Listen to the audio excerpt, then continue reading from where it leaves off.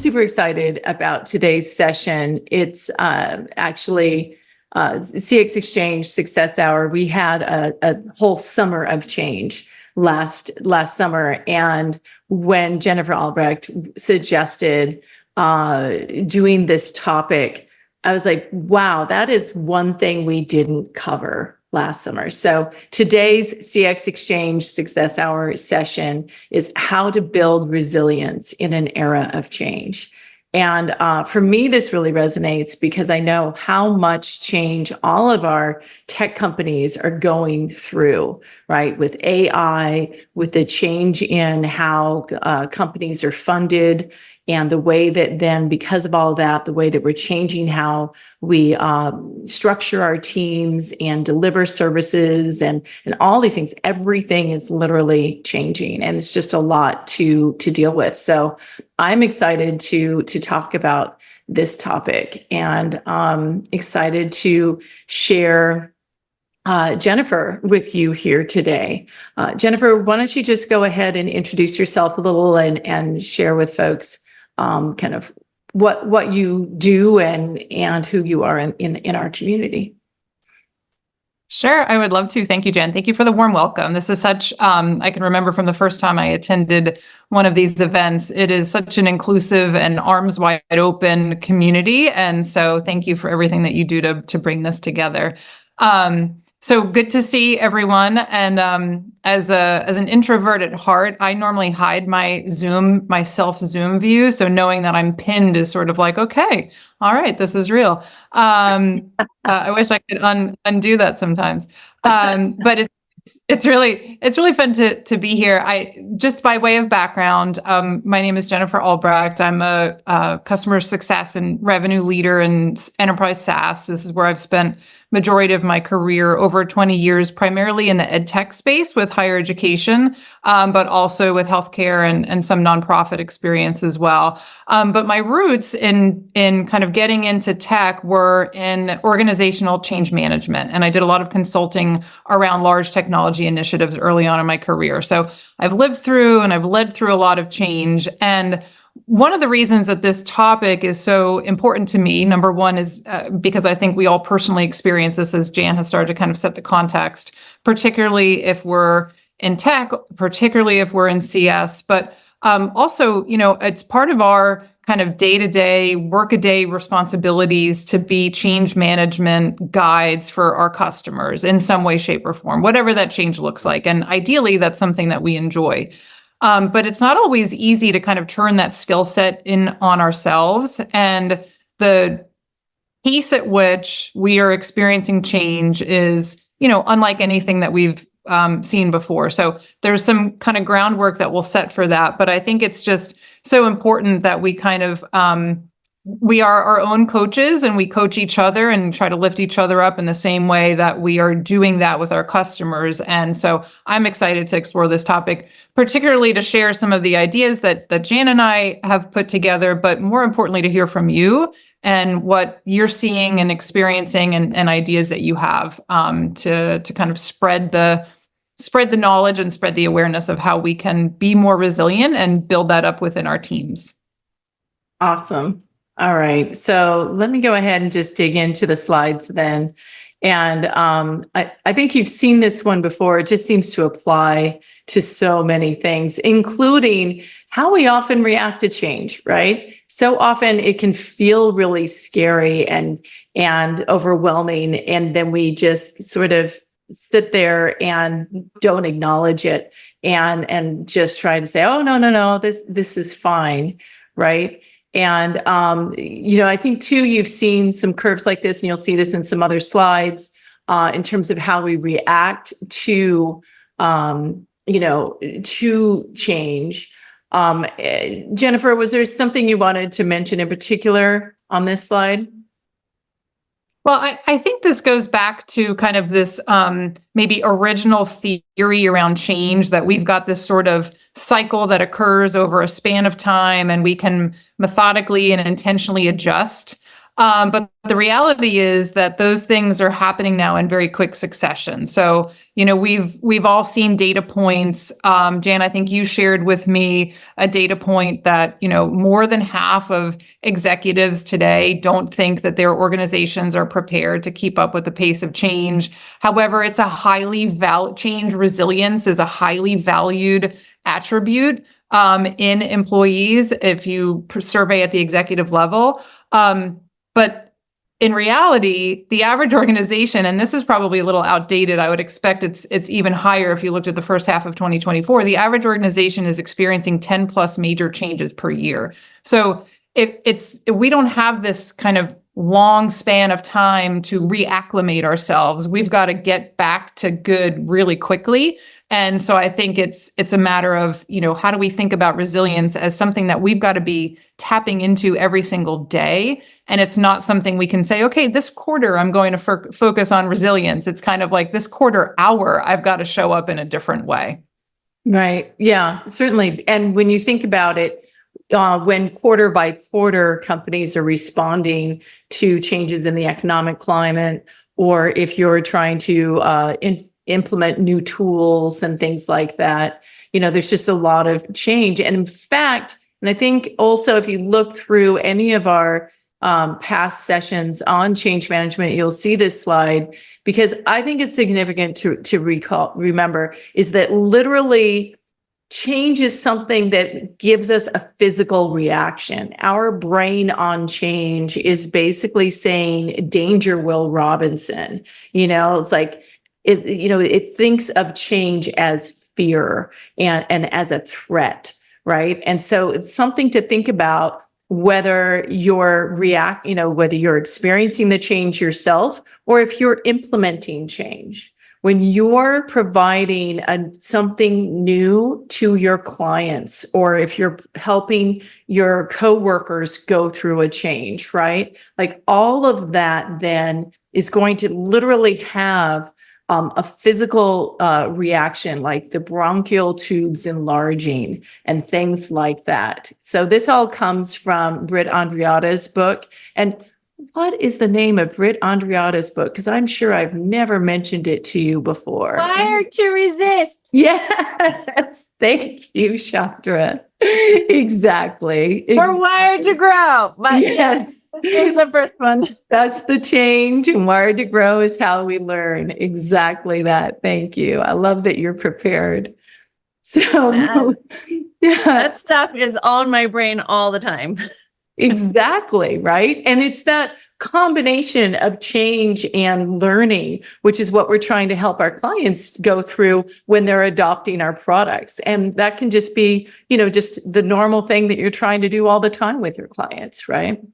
And Jennifer, what were some things you wanted to mention here? Well, I think just kind of putting that into perspective, Jan, through the customer success lens, change is happening. We need to be prepared to adjust to it. But in customer success in particular, it's not a matter of if, it's a matter of when you're going to face changes, whether you're an individual contributor or running a team or leading an organization. And it's a matter of how many in quick succession. So how do we prove up our own ability to kind of bounce back quickly, individually and as teams and as organizations? And I think of kind of three main themes that are facing or promoting a lot of the change that we're facing right now. And the first is around kind of what I call proving post-sales value. There's so much focus on revenue right now. There's so much focus on reducing expenditures so that companies can hit their financial targets while funding is going down, while budgets are being cut, and so that means there's increased competition with our competitors. All of these macroeconomic conditions are just making it really tough. And there's a shorter runway for a lot of teams to prove out what they need to do to be successful. And so that's bringing in different expectations. That's bringing in a lot of focus on revenue and ensuring that individuals and teams are ready to kind of live up to those expectations, whether it's renewals or expansions. So that is, kind of this larger level theme, kind of at the highest altitude. And then we're seeing a lot of changes organizationally within companies, whether that's new leadership or there's mergers and acquisitions that's forcing changes. Customer success is often now moving into reporting under a revenue function as opposed to directly up through, the CEO or the executive team. So there's changes that are being asked of how we show up each and every day in our roles and what that looks like. And of course, there's cultural change that goes along with all of that, right? Keeping pace with that. And in terms of the kind of, that's like mid altitude. And then what hits closest to home, I think, is the things that we each need to do each and every day. So as roles shift with a higher increase of attention on revenue, it's almost as if, if you're a CSM, you're being asked to show up with skill sets that might more mirror what a sales executive is doing. And are you getting the training for that? Are you getting the right guidance for that? Do you understand where your priorities sit and how those compare with other priorities that might already be on your plate? So looking at, how that's changing, how roles are evolving. Some roles are getting more specific, some roles are getting more general and broad. And that's happening with, that's happening just at a pace of acceleration, at a quick pace already, and that pace is accelerating. And then not to mention, layer AI into the picture, and there's a lot of tools and technologies and capabilities that, we're all expected to kind of keep pace with. So when I think about, the ways in which developing resilience, developing change resilience can both be something that we're doing proactively and reactively. And so some of the ideas that are shared here are, I think, a little bit more reactive. Something has happened, now what? Or something is about to happen, I sense this, now what? And, I think of this a lot through the tools that an individual contributor can bring to the table to show up in their roles in a way that's really positive and strong. These are also principles that can be applied across peers in a team or through more of a leadership influence. But I think I think of it kind of in threes. That's how my brain works. But the first is to really make sure that you understand the why. And if that's not being presented to you in a really clear way, then keep asking probing questions to find that out. And if that's not already a mechanism that's in place for you today with your manager, with your one-on-ones, with town halls, whatever that might look like, I would keep probing to understand what the why looks like around the change that's happening to you in your role or with your team or within your business. And the other thing that I remind myself about this quite often is that what's happening around us is happening to us, but it's not necessarily about us. And I think it's really hard because everything is personal, right? We bring our full selves into everything that we do. We spend a lot of time on our professions, but it's often not personal, right? And so to kind of remove yourself from that equation and see the bigger picture, I think takes some specific and intentional focus and energy. And that, we're not always the hero in every story, and we're not always going to be at the center of it and understanding kind of where we fit in. Now, that says nothing about what is important to do to advocate for yourself and all of that, but I think kind of maintaining that perspective is really important. And then the last thing is, understand the why drives down to understanding what clearly you need to be doing to narrow your priorities, perhaps, right? What actually sits first. If these are different targets than maybe we had last quarter, or here's a perceived new responsibility, maybe that hasn't been clearly laid out, or maybe the change management through the organization hasn't been articulated in a great way. Like, how do we get to clarity so that you're empowered to make sure that you can face what's in your week ahead, month ahead, quarter ahead with the most confidence that you have, that you know what to go attack first? And I would say too, on these points, what's helpful is whether you're the leader in a situation or if you're an individual contributor, when you think about this, your approach, your openness to the opportunity, as opposed to feeling like, this has just been put on me, and feeling like you're going down a spiral instead, which is kind of what, we already talked about, that like physically that's how you want to react, right? That's your first impulse.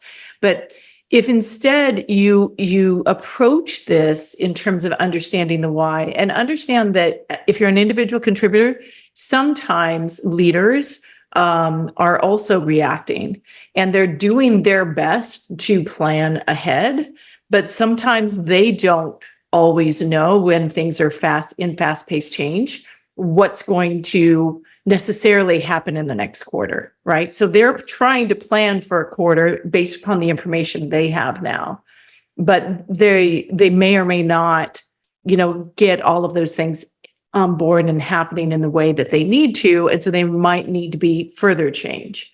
But understanding that if you're able to, as a leader, get everybody on board together in going towards that same direction, and if you as an individual contributor are approaching it in that way, like, okay, all on board, how do we make this happen together, then you're more likely going to feel more positive towards this change as well, right? It's just something to mention, because there can be so much happening, and it can feel like you're kind of going back and forth, which kind of also then gets to the things you can't control. Exactly. And I think this is where it's that fear base, right, Jan, that you pointed out, and the feeling of, okay, these things are happening to me. I don't have any agency in this, that can really, create that kind of spiral effect. And I have a lot of faith in creating a strong culture of feedback. And sometimes those things exist organically in organizations. Sometimes you have to work really hard to put them in place. But I think feedback is such a critical part of this. And I think that really plays very well into kind of shifting perspective. If there's one thing, and I know we're probably, hoping to kind of piggyback off of this and move into the session for talking points. So I'd love to hear how people maybe build on these, or what of these you would add. But if anything, I would kind of point out here is, owning what you can, owning solutions proactively is always recommended. I don't know that time management exists anymore. I think it's about taking agency over your calendar, over your day, over your priorities, to ensure that those things are aligned. And are you really focusing on what's actually most important? I always try to put my day or my calendar through the lens of, if a member of my board asked me, what was I focused on today? Would this pass the test? Does this actually ladder up? And does this pass the test? And you can put your own kind of flavor on that. But I think it's easy sometimes to get into reactive mode, because it satisfies an itch, right? It feels like we're solving problems. But in 6 months from now, is the thing I'm working on today really going to matter? So there's some. I love that phrase, time agency, because that also makes you more empowered in that as well. Exactly. You've got to block off those things that matter the most. And then that way, that you're getting to what you need to. And then the last thing that I would, kind of point out here is really around that seeking and actioning feedback. If there's one lesson that I have learned in a lot of different ways and iterations, is that I firmly believe that everybody has the capability to grow. Everybody has the capability to get better, to action feedback, to seek out new opportunities and grow and look at things through a continuous improvement lens. Not everybody has the capacity. And I think the capacity piece is a choice. And I think that's where feedback comes in, and really being an active and constructive participant in both giving and seeking feedback is so important. Mm-hmm. And I saw in the chat where somebody was saying sometimes you don't know what questions to ask, or, that sort of thing. Sometimes it's just about trying to understand where the change is coming from and what the goals are. And you can basically almost ask the 5 whys in the same way that you're doing discovery questions with your clients. You can also do those discovery questions internally as you're trying to get to it. And if they feel like what you're trying to do when you're asking those 5 whys is get to a place where you can then proactively, help and be a part of that change, then I think you'll be met with, a discussion around it, as opposed to, and sort of thankfulness for the questions, as opposed to, why are you asking me these questions? Kind of thing. Because we can all feel a little under the gun sometimes too. Just some other reminders that I think you'll see in past change management sessions around the change journeys. And this is also from Britt Andreatta's book. But thinking about the types of change you're going through, or the types of change that you're preparing your team or your company to go through. When you think about something that's long and intense, this is also the type of thing you can think about, like if you're onboarding a customer, what type of onboarding do you have? What sort of adoption period do you have with your clients, right? Is it long and intense, or is it quick hike up a steep hill? Is it something that's more like a very long and steady trek? This one in particular can seem like, oh, that's all right. There's just, keep going, keep going. But think of it as a marathon. How easy is it to get to mile 24 and feel like, oh, can I really do this? Maybe I should just quit. When you're like right here and you're almost at the end and you've put all those 24 miles ahead of you and you just have 2.2 more miles to go, right? And so helping your clients understand, helping your team understand where you are in the change and what the goal is really important in order to get to that finish line. Or if you're doing a little pebble on the trail, you might think, no problem. This is really small. But if you're putting that on top of several other change projects at the same time, that can also be the straw that breaks the camel's back. So just thinking about all the different types of change, thinking about what sort of change agent and what sort of characteristics you have, or your client has, or various stakeholders, or within the company who you're working with, right? Because there's some people who are like, yeah, that's good. Let's go for it. I love a challenge. Or I have this vision, right? Some people though are just not into it. And so who are you kind of working with? Are you working with influencers? Are you an influencer? Are you influencing for good, or are you influencing negatively? And thinking about that power that you have in the group. All right. And after this slide, then we're going to break out to discussion groups and discuss some of this. But let's wrap things up here.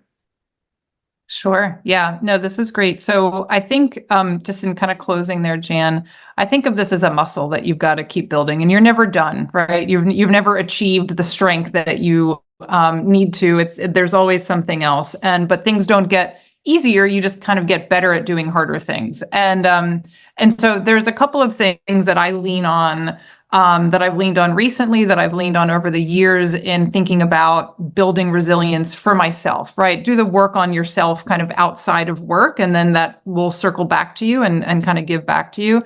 And the first is to kind of get out of your own space, right? Give back to your community, participate in these kinds of events and networking, whether that's a virtual professional community, or go help your neighbor, right? Whatever that looks like, just kind of get out of your own space. And I think giving back really helps build a greater sense there.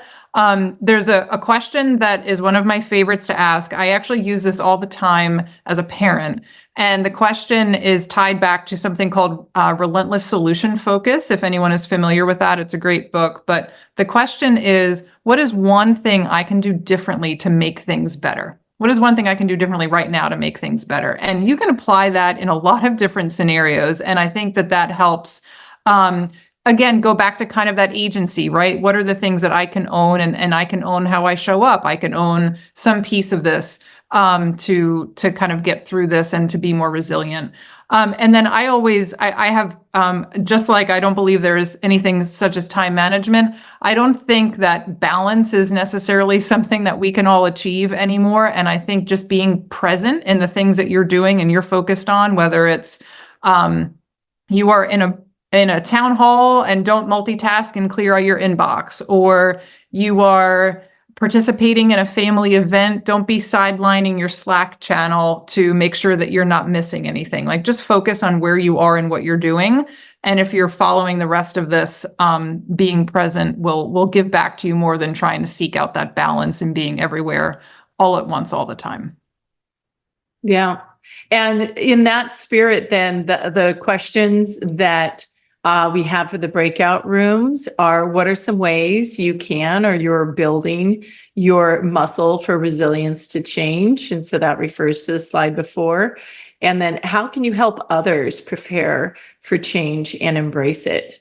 And that could be people in your family, Jennifer's daughter starting middle school, perhaps, or could be people on your team, colleagues, things like that. So let's see, I'm going to just create the breakout rooms. Do we have the links? Can we put the links one more time in the...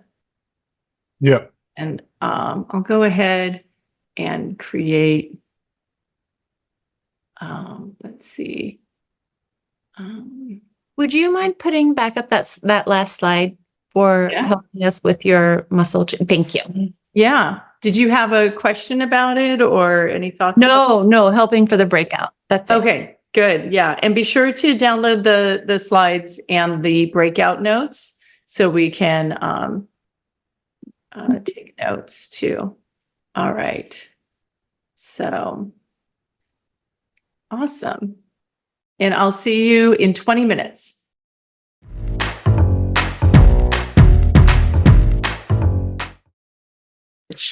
And here's everybody back in again. All right.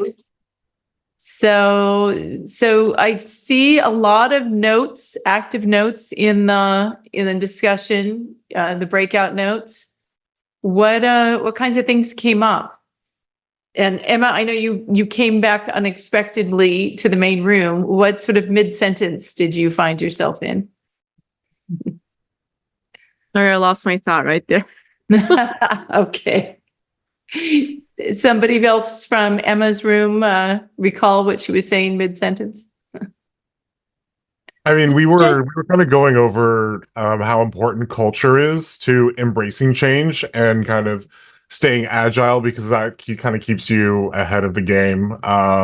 Kevin was in the middle of ranting about like what's the best fit, right? If you are working for a government organization, like a legacy kind of company where there's so many routes everywhere to point something in the different direction, it takes a lot of effort that one person is not really meant to take on by themselves, right? But whereas if you're working in a startup environment, it is so much easier to, I mentioned this before with the LinkedIn post, right? Kill your darlings, right? There's this idea, we pursued it, we tried it. There's something better though. Let's pursue that. And everyone is on board with that idea of just, okay, a little bit better, a little bit better, a little bit, let's iterate, Right. and kind of going that way. Yeah, right. So the context can really have an impact, or like if you're in a blame culture, right? Like as opposed to if you're in a culture that wants to try things out. Yeah. Jay, in the chat, you're sharing something there. What were you talking about there? We were talking about like sometimes we can't really get the why of why the change is happening, and or sometimes we just won't get that full explanation. And I was sharing an example of how I tackled that at my current role, where maybe we couldn't exactly explain the full why as to why we were switching off of spreadsheets and moving to a CRM. But I could share education around the CRM and how successful teams utilize that CRM, and maybe that can help demystify some of that change that is going to happen.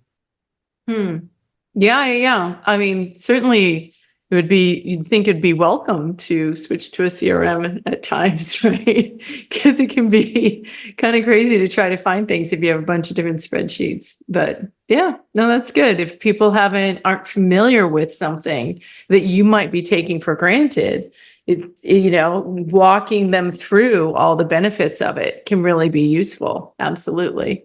Yeah. What other kinds of things came up for folks? Hey, Jan. Sorry. I just jumped in here. Yeah, that's great. Room 3, and Yeah. we had a really good discussion, Michelle and Mark, and a couple things that we kind of were focusing on, and they brought that, it was brought up is to be transparent and, with your team and change, because everybody's really nervous a lot of times when there's change. And just like Jay was saying, like, they want to know why or what's going on, or just to try to be transparent with your team and folks around you. And then also, people want to express themselves. They want to be heard. Just kind of like listen to them, because I know personally too, change from where I was at. They'll announce a change, and then people want to kind of vent, right? Right. So kind of just listen and, Yeah. we're all in it together. Go ahead. I just heard about this book that just came out, Super Communicator.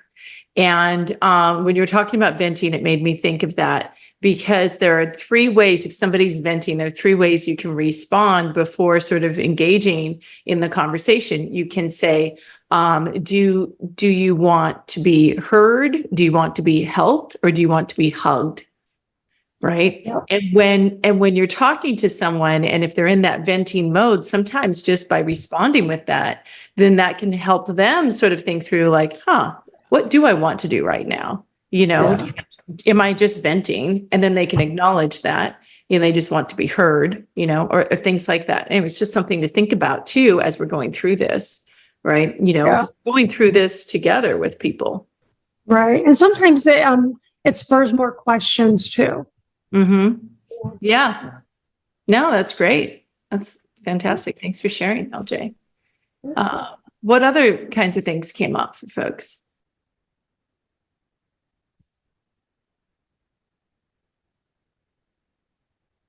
I'm just putting that book in the chat there.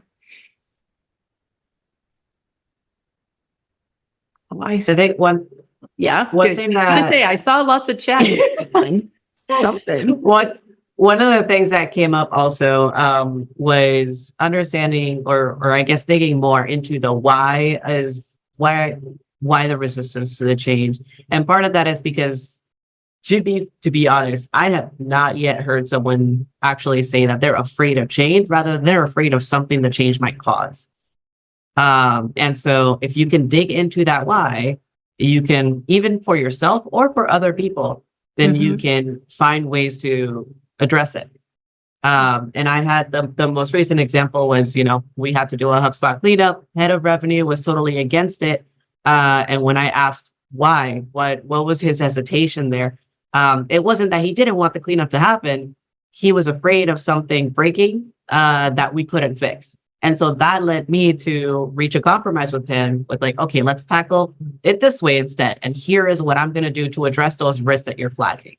Yep. And that helps move the project along. Right. The communication, right? The communication and transparency, really key. Yeah. I love that you brought that up as to asking the real why. I do that in my mini role as a CSM, like trying to find out if a customer is no longer happy with our particular product, like diving into like churn and retention, wanting to know why. It's kind of the same thing. They may be resistant to change. So finding out, like, where did that change come from? What were their expectations? How did it apply to you? And why are you resisting? I love that connection right there. That was kind of what we do in our jobs every day, let alone kind of coming back on ourselves as to why we may or may not be resistant to that. And recently I was leading a session about change management for a team, and it was part of an all hands. It was a global team. So there were like 2 sessions that day, and it was part of like this all hands group of this global team. And afterwards they had Q&A for the leader or for me. And one of the questions to the leader is, well, why are we doing this? Like, are you about to spring more change on us? Right. And she, at first she wasn't sure how to respond to that. During the second session, she brought it up and shared with folks. But at first she was like, and that's something to think about, right? Like how you telegraph something. And ultimately what she said is, well, actually, I feel like we've been going through so much change. I wanted to have a session like this for us to talk about it. I also think it's helpful as we're working with our clients to think about what change they're going through. And then also she just said, but I can't say that there's no more change ever. I don't have change plans right now. That's not why we're doing this session. But at the same time, we're always looking for ways to improve things. And I want to hear that from you and get your ideas, right? So when you think about that, like when you're thinking about sort of the way you prepare people for something, whether it's to talk about change or if you're just talking about what sort of climate you want to get their contributions to contribute to ideas of change, right? Something to think about. Yeah. We had someone, which I thought was a good idea or a good perspective, is if you have the ability to show the opportunities that are going to be good, like whether it's create new jobs or, the positive opportunities and aspect, communicating those that you, I probably rambled on, but seeing the good in change is really hard, right? Jan, I think you hit on that earlier. Like we are biologically wired to see things that will kill us and then avoid that. And we apply that same biological tendency to things like a new CRM system, or I have to do things this way now versus that way. So I think everyone is kind of hitting on this self-awareness and the ability to have that dialogue with yourself is so critical. And Virginia had a really good comment in the chat around change fatigue. And I think that's really, to me, that's almost one and the same with resilience, is the ability to kind of bounce back and not get beaten down by, what we now experience as continuous cycle of change, depending on the scope of that change. Yeah. But still, how do you help your team or yourself when you may be experiencing change fatigue? And how do you give yourself that break so that you can jump back in, right? That's really, really important to think about and to consider.